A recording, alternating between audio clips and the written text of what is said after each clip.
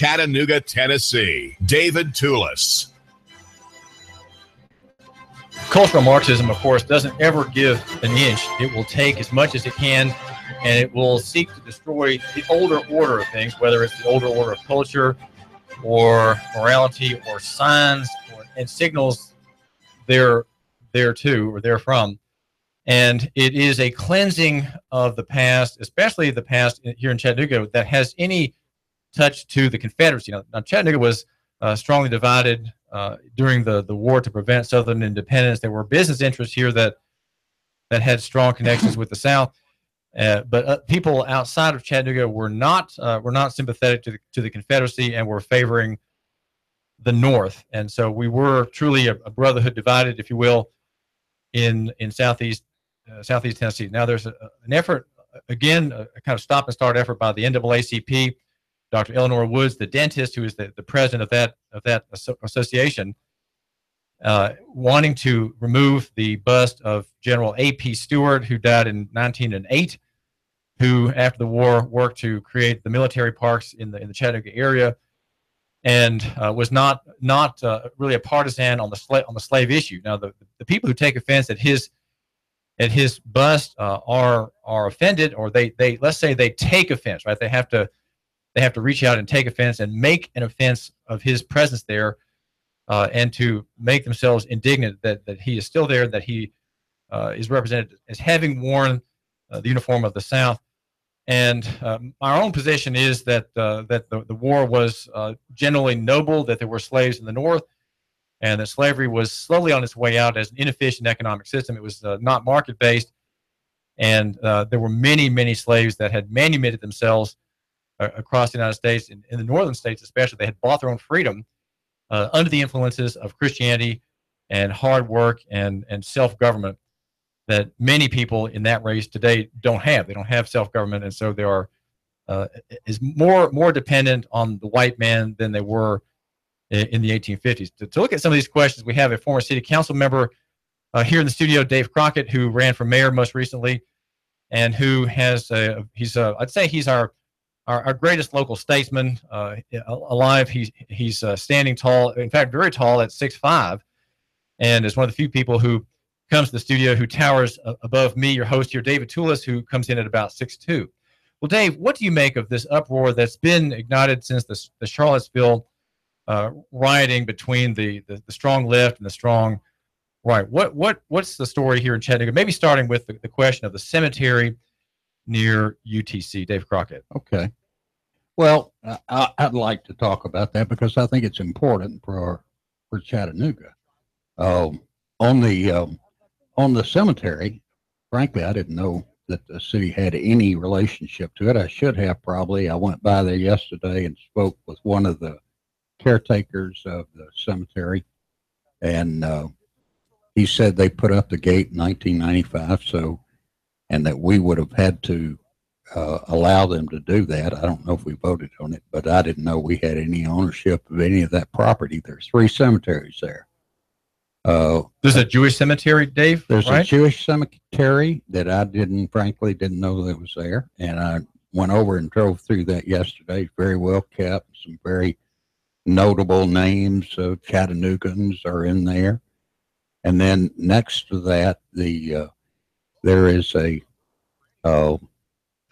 Confederate cemetery that I'd never been in, and it was extremely well kept. And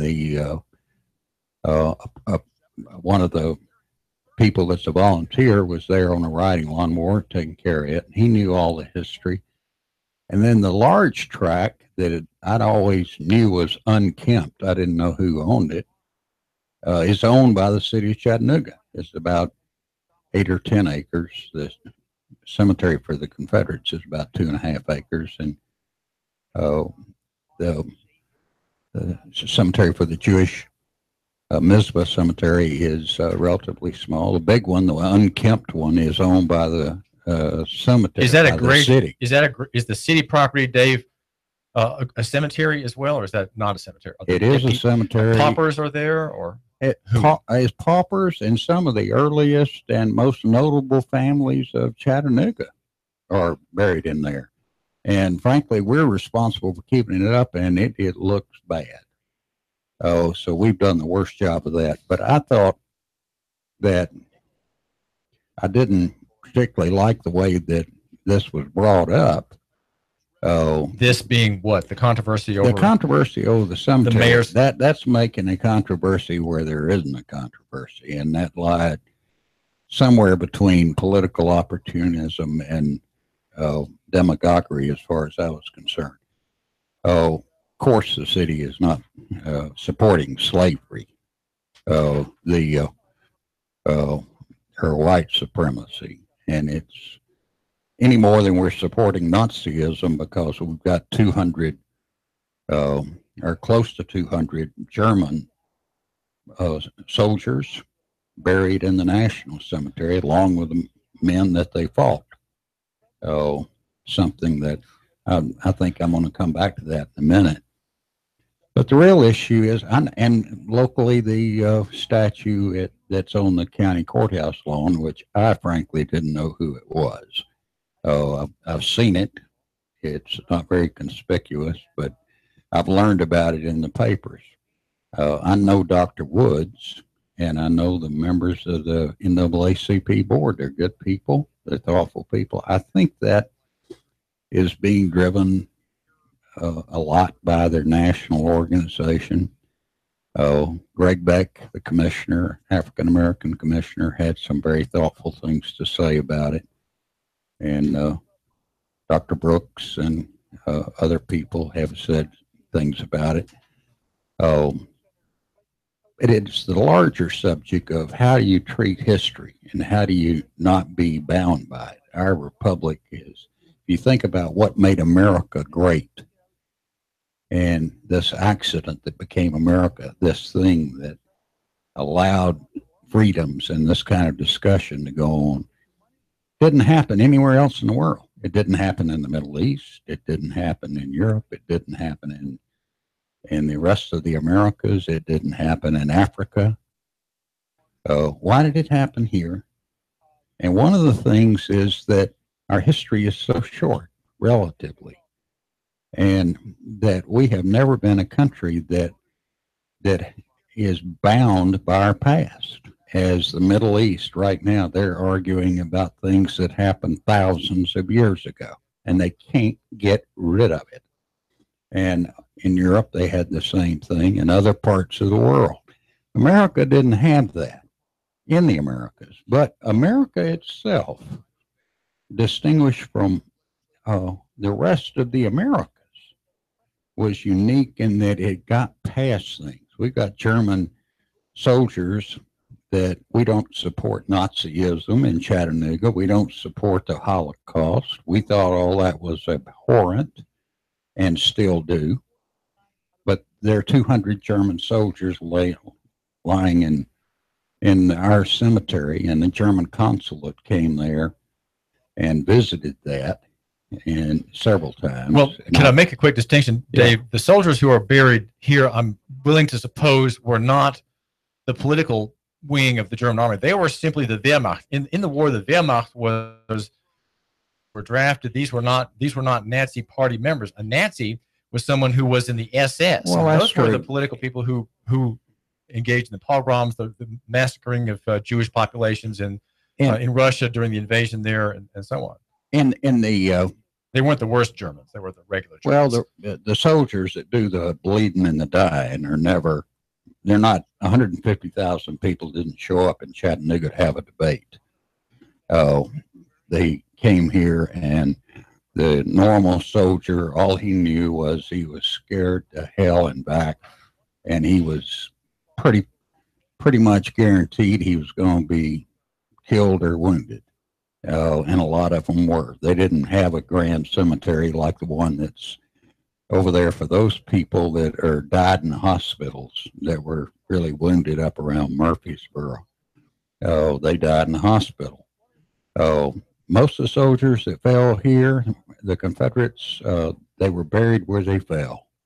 And so the grounds of Chattanooga are full of soldiers who, a lot of them, like the old song during Vietnam. It's 1, 2, 3. What are we fighting for? Don't ask me. I don't give a damn. Next stop is Vietnam. That was the country Joe and the fish at my time. Is the soldiers are there not philosophizing. They're there fighting for a cause that represents something. So there's a certain dignity to whoever the soldiers are, whether it's Germans or Americans or Confederates or somewhere else. And I've been to German cemeteries here, but now the past is out at Volkswagen. We manufactured the TNT that did the most heinous fire bombings of Dresden and the German cities and killed thousands of Germans. Innocent German civilians, Dave. Innocent German civilians. But here, about a half a century later, we're building German automobiles, and we're standing with a German consulate looking over the graves, and the Germans were amazed that those graves were kept so carefully. And there's a monument to them there. And that's here in our national cemetery. Oh, the lesson to all this is to learn from history, to absolutely learn the lessons of history. Don't try to destroy your history. I was struck as how interesting this little cemetery was. And Chattanooga should be out of the way. We are, by a technicality, a trustee. All the owners of the cemetery were veterans of the Confederate War. And they passed it down, and then they all died out. All the families died out. And the city picked up a trusteeship, but they don't do anything. We never spent any money there. We just are frankly in the way of them trying to keep the cemetery up and probably should get out of the way. But we shouldn't politicize it and shouldn't demagogue it. And we've got to move on. I said that at a meeting at the UTC auditorium, David, during the campaign. You may have been there, and we were asking about what should we do about Ed Johnson. And who's Ed Johnson? Ed Johnson was a black man who was lynched and against the law, and he was guiltless and was lynched, and it was, abhorrent. He was lynched from the Walnut Street Bridge, and out of that grew Supreme Court cases and other things that were very significant in American history and very significant to the African American community. And I remember that came up when we opened the Walnut Street Bridge. And there should be something there that tells that story. And telling your story and knowing your history is so important. And there's a group now working on it. And I said, I'll leave it up to that group how to memorialize that event at the Walnut Street Bridge. But the anecdote that I wanted to share with the group was of the Cherokees. 5,000 Cherokees died on a forced march. They were dispossessed of their home here in Chattanooga and marched in the winter out to Oklahoma. And that started about where the aquarium was. And we were trying to figure out a way to commemorate that with the Park Service. And the Park Service had come up with an appropriate theme that would have almost had, pictures of babies dying in the snow down the streets of Chattanooga, or really emphasizing the misery and the suffering of the Cherokee. And that would have been fine because it was a miserable time. It was a miserable day in history for the United States of America. But the Cherokees wouldn't have it. The Cherokee says, no, you're not making a victim out of us. We survived that. We will celebrate our culture. We will celebrate the strength of the Cherokee people. We will celebrate the fact that we survived. So in the end, the Cherokees backed down the National Park Service, and the Cherokees put in the artwork that's now there in the passage, which celebrates their culture, which celebrates who they are as a people, and the geysers of hope that represent the 7 clans of the Cherokee, that the water geysers. And when they were there, that's what nearly brought me to tears. This is David Tulis. We're talking with Dave Crockett. Dave, Commissioner Greg Beck says, in part, he says the issue has always been a sore spot for African Americans about these monuments. But the attitude of the leadership until recently has been one of let sleeping dogs lie. The citizens of our county should want to put these dark reminders in a more appropriate place rather than have our faces washed with the memories of the past when we come to pay our property tax, get car tax and titles, and go to court. Are you simply saying let sleeping dogs lie, as he suggests, or are you somehow bypassing the grievance that's real? It is a real grievance to all those who agree to take that up, all black people who and liberals and others, sympathetic people, when they agree to take up that grievance and make a cause of these monuments, they have a grievance, okay? And how do you propose that my listeners should consider dealing with and settling or amending things so that grievance is diminished and made to go away? Well, I think history is additive. And I think it's what? Additive. Additive. You add to it. You don't subtract from it. You can't say, David, and I'll go back to my point. I've said at the gravesite of the first David Crockett in Tennessee. He was killed, he and his wife, by Creek Indians. And they weren't just killed, they were mutilated. And that was Davy Crockett's grandfather and grandmother. That was my 6th grandfather and grandmother. When he had a chance, when the Cherokees came up, he was the champion for the Cherokees. He stood up for them. They won't carry a $20 bill because it's got Andrew Jackson's picture on it. But if... Well, explain that. You lost me. Andrew Jackson is the person who was responsible for moving the 5 civilized tribes to Oklahoma and all their suffering. And David Crockett voted against that and actually proposed that we give part of East Tennessee to the Cherokees.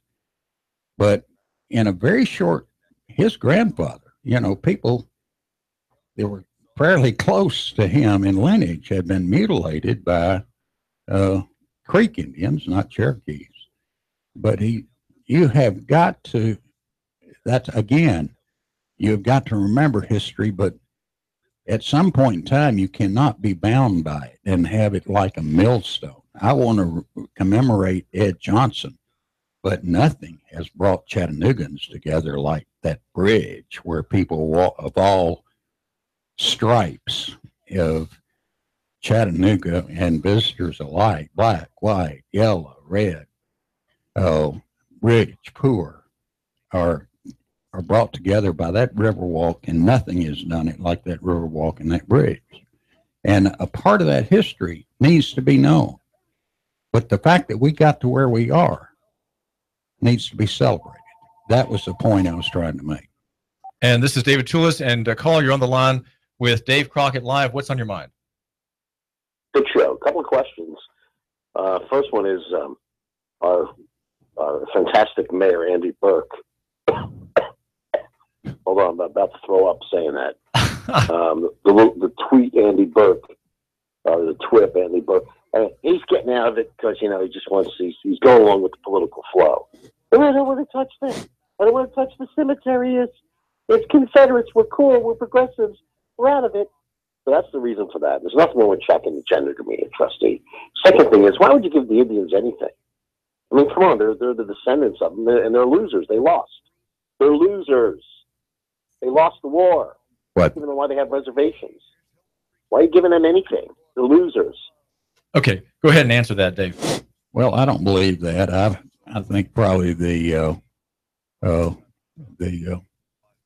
The Native Americans were probably, we did a poor job of that. The Canadians did a pretty good job, and but the Americans and the Spanish in South America did a terrible job. We literally destroyed a people, and we ought to remember that.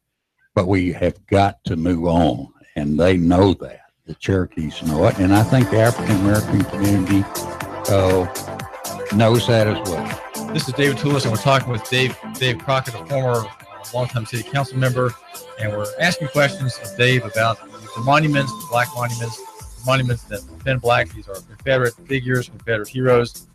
And read Nooganomics.com. There's an important essay about the 10 forms of slavery that blacks today are enduring without really realizing it, and while they're distracted by these questions of the past and being angry at these remembrances. David Tulis. The Tennessee Valley's news, talk, and sports leader, Nooga Radio.